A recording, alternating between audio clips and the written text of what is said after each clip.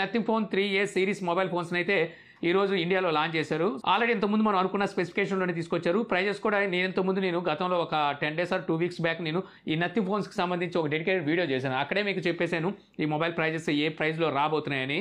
So నాకైతే surprise ఏం లేదు. సో నేను అనుకున్న ప్రైజ్లోనే తీసుకొచ్చారు. ఈ మొబైల్ స్పెసిఫికేషన్ గురించి మాట్లాడుకుంటే రెండిట్లోనూ మనకి పెద్ద డిఫరెన్స్ అయితే ఉండదు. డిజైన్ పరంగా డిఫరెన్స్ అయితే కనిపిస్తుంటుంది రెండు మొబైల్స్లోనూ.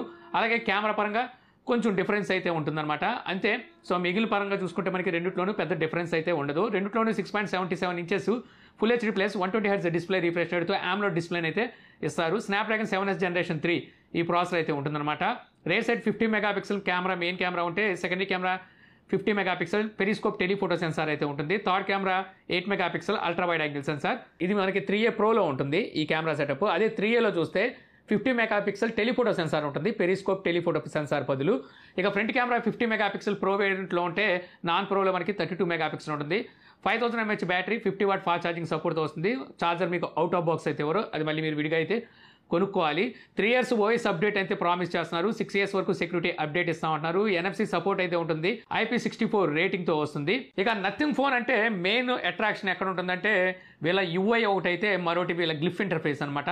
వేరే బ్రాండ్స్తో కంపేర్ చేస్తే ఈ మొబైల్స్ని సపరేట్ చేసేది ఈ రెండే అని చెప్పొచ్చు. సో ఈ మొబైల్స్ మనం తీసుకోవాలనుకుంటే మెయిన్ మనం దృష్టిలో పెట్టుకోవాల్సింది ఈ రెండు ఫీచర్స్ అనమాట. ఇంకా ప్రైజెస్ విషయానికి వస్తే మనకి 8GB 128GBతో స్టార్ట్ అవుతుంది. 24,999 రూపాయలు ప్రైస్ ఉంటుంది. 8GB 256GB వేరియంట్ 26,999 రూపాయలు ఉంది. ఇక ప్రో వేరియంట్ మనకి 8GB 128GB variant 29,999. 8GB 256GB మాత్రం 31,999 రూపాయలు ఉంది. ఈ ప్రైజులు తక్కువ అని చెప్పలేము, అలానే ఎక్కువ అని చెప్పలేము. సో స్పెసిఫికేషన్ బేస్ చేసుకొని వీళ్ళు ఇచ్చే ఆఫర్స్ మనకి చూసుకున్నట్టయితే ఓకే అన్న ప్రైజెస్ అనమాట. మనకి ఇంకా సేల్స్ ఇలాంటివి వస్తాయి కదా, అప్పుడు ఇంకా వీటి ప్రైజెస్ తగ్గే అవకాశం ఉండదు. ఒకవేళ తీసుకోవాలనుకుంటే అప్పుడైతే తీసుకోవచ్చు, లేదంటే మన ఛానల్లో వీటికి సంబంధించిన అన్బాక్సింగ్ అండ్ రివ్యూ అయితే చేస్తాను.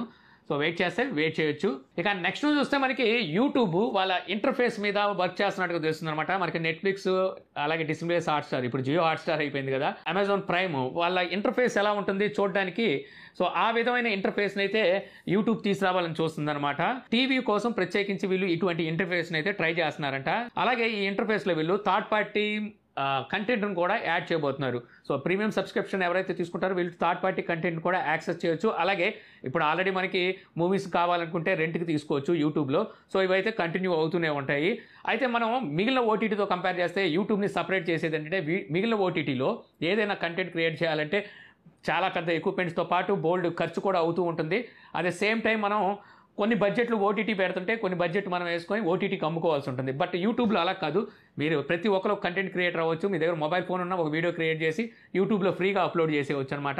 యాడ్స్ ప్లే అయితే దాని తాలూకా రెవెన్యూ అయితే మనకు వస్తుంది. యాక్చువల్గా యూట్యూబ్కి సక్సెస్కి కానీ యూట్యూబ్ ఎదుగుదలకు కానీ మెయిన్ కారణం వీళ్ళ యాడ్ రెవెన్యూ అనమాట.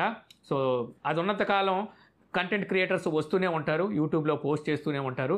ఎప్పుడైతే వీళ్ళు కూడా ఓటీటీ లాగా సో తయారైపోయారంటే కంటెంట్ క్రియేటర్స్ వీళ్ళు కూడా తగ్గిపోతారనమాట వీళ్ళకి కూడా. సో అది వీళ్ళు మరి అక్కడ దాకా వీళ్ళు అయితే తీసుకెళ్ళరు.